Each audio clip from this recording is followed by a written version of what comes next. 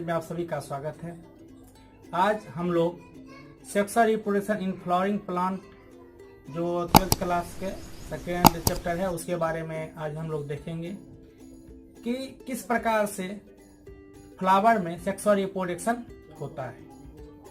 सबसे पहले हम एक फ्लावर का स्ट्रक्चर के बारे में देखते हैं। तो फ्लावर में मुख्य रूप से 4 भाग होता है: कैलिक्स, कोरोला, एंडोसियम एवं गाइनोसियम।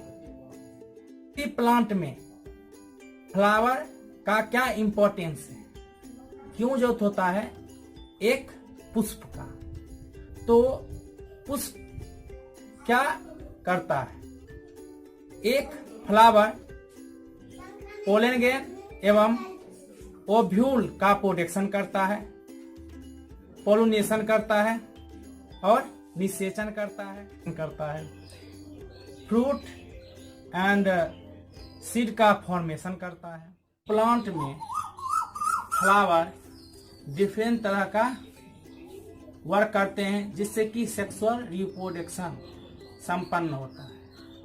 अब हम जानते हैं कि सेक्सुअल रिप्रोडक्शन के 3 इवेंट्स होते हैं और उससे रिलेटेड बहुत सारे स्ट्रक्चर भी होते हैं।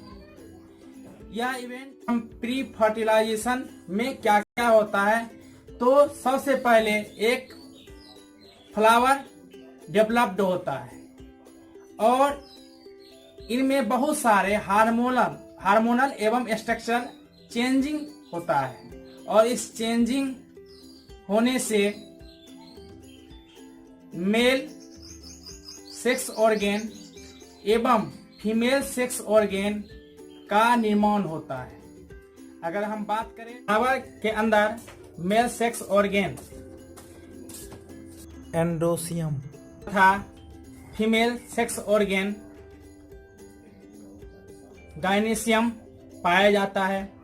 अगर हम बात करें एंडोसियम की इकाई तो वह स्टेमन होता है, जबकि फीमेल सेक्स ऑर्गेन गाइनोसियम का इकाई कार्पेल होता है, जिसे कि अंडा भी कहते हैं। स्टेमन के एंथर तथा कार्पेल के ओव्यूल मियोसिस डिवीजन के द्वारा माइक्रोस्पोर, जिसे परागकण या पोलन ग्रेन कहते हैं, तथा मेगास्पोर, जिससे कि ओव्यूल भी हम कह सकते हैं, का विकास होता है। ये मेल और फीमेल गैमेट्स होता है, जिसके बारे में हम आगे पढ़ेंगे कि किस तरह से मेल गैमेट एवं फीमेल गैमेट डेवलप्ड करता है। सबसे पहले हम जानेंगे कि स्टेमन क्या है, इसके स्ट्रक्चर के बारे में हम लोग समझेंगे। तो स्टेमन फ्लावर का मेल रिप्रोडक्टिव ऑर्गेन होता है। प्रत्येक स्टेमन में 2 भाग होते हैं: फिलामेंट, जिसे कि तंतु कहा जाता है, और दूसरा परागकोश, जिसे एंथर कहा जाता है। और एक इन दोनों को जोड़ने वाले कनेक्टिव ट्यूब होते हैं, जिसे कि यूजी भी कहा जाता है। सबसे पहले हम बात करते हैं फिलामेंट। यह एक लंबी धागेनुमा तथा संयुक्त संरचना होती है। दूसरा होता है एंथर, यह शीर्ष पर पाई जाती है। अब हम बात करते हैं परागकोश की संरचना के बारे में। तो परागकोश में 2 लोब होती है जो एक दूसरे से कनेक्टिव टिश्यू के द्वारा जुड़े होते हैं। एंथर के प्रत्येक लोब्स 2 चैम्बर में होते हैं, इसलिए इसे बाइलोब्ड भी कहा जाता है। यह माइक्रोस्पोरेंजियम भी कहा जाता है। इस प्रकार एक एंथर में 4 माइक्रोस्पोरेंजियम पाई जाती है। परंतु कुछ ऐसे भी प्लांट्स होते हैं जिसके एंथर में दो लोब्स नहीं पाया जाता है, जैसे कि मालवेसी कुल के पादपों में कपास, भिंडी, इनमें एक पाली ही पाया जाता है। ऐसे एंथर को एक कोष्ठकीय भी कहा जाता है, जिसे कि हम लघु उपजाऊ ध्वनि की संरचना। एक बेलनाकार संरचना होता है जो प्रत्येक एंथर के दोनों सतहों पे होती है, परंतु अगर हम इसका स्ट्रक्चर देखें तो यह वृत्ताकार प्रतीत होता है। इसके दो भाग होते हैं, जिसे कि हम माइक्रो स्पोरेंजियल वाल कहते हैं और दूसरा स्पोरेंजियस सेल कहते हैं। सबसे पहले हम बात करते हैं माइक्रो स्पोरेंजियस वाल का, जिसे कि पराग ध्वनि भित्ति भी कहते हैं। तो यह मुख्य रूप से 4 परतों का बना होता है। सबसे बाहरी परत को एपिडर्मिस कहते हैं। यह पराग कोश, जिसे कि हम एंथर भी कहते हैं, की सबसे बाहरी परत होती है, जिसका मुख्य कार्य सुरक्षा प्रदान करना होता है। दूसरा होता है इंडोसियम। यह एपिडर्मिस के भीतर उपस्थित भित्ति पर पाया जाता है। यह एक लेयर वाले होते हैं। इन कोशिकाओं की इंटरनल लेयर पर सेलुलोज की रेसादार पट्टियां पाई जाती है। यह एंथर में पोलेन को डेवलपमेंट में मदद करते हैं। तीसरा होता है मिडिल लेयर। यह 1 से 3 लेयर का बना होता है। यह प्रत्येक परागधानी के नीचे पाए जाते हैं। मिडिल लेयर प्रायः नष्ट हो जाते हैं और स्पेरोजेनेसिस टिश्यू के लिए पोषण का कार्य करते हैं। अब चौथा है टेपिटम।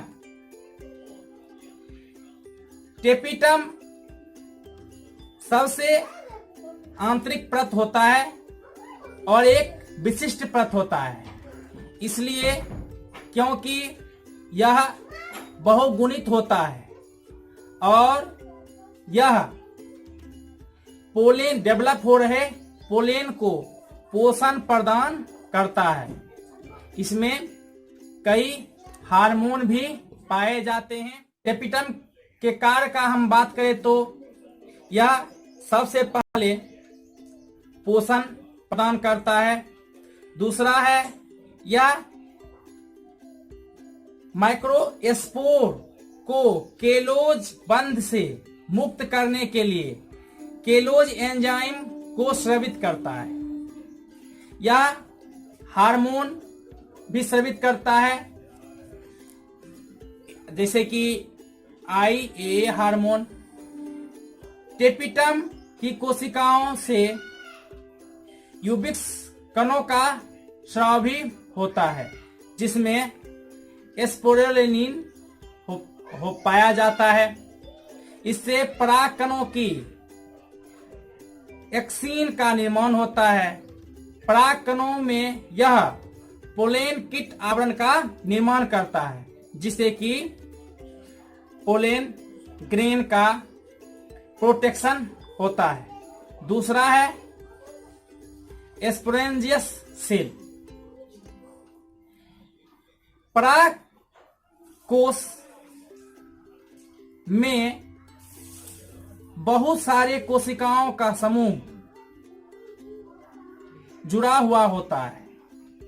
ये कोशिकाएं बाद में पोलेन मदर सेल का कार्य करती है, जो मियोसिस के द्वारा 4 माइक्रोस्पोर बनाती है। इस प्रक्रिया को माइक्रोस्पोरोजेनेसिस भी कहते हैं। चूंकि माइक्रोस्पोरोजेनेसिस में माइक्रोस्पोरियम द्विगुणित होता है अर्थात डिप्लॉयड होता है और मातृ कोशिकाएं मीन्स मदर सेल मियोसिस के द्वारा 4 हैप्लॉयड माइक्रोस्पोर का निर्माण करते हैं। इस प्रक्रिया को माइक्रोस्पोरोजेनेसिस भी कहा जाता है। जब एंथर मैच्योर हो जाते हैं तो इनके लेयर धीरे धीरे डिस्ट्रॉय होने लगते हैं, टूटने लगते हैं और केवल एंडोडर्मिस एवं इंडोसियम रह जाते हैं। दोनों तरफ से पोलन सेक नष्ट होने लगते हैं और पोलन ग्रेन धीरे धीरे पृथक होकर बाहर निकल जाते हैं। अगले क्लास में हम लोग परागकोश के प्रस्फुटन, मैच्योर और परागकण के बारे में पढ़ेंगे। हमारे वीडियो अच्छा लगे तो लाइक करें और चैनल को सब्सक्राइब कर लें ताकि जब भी वीडियो मैं अपलोड करूं आप तक पहुंच सके।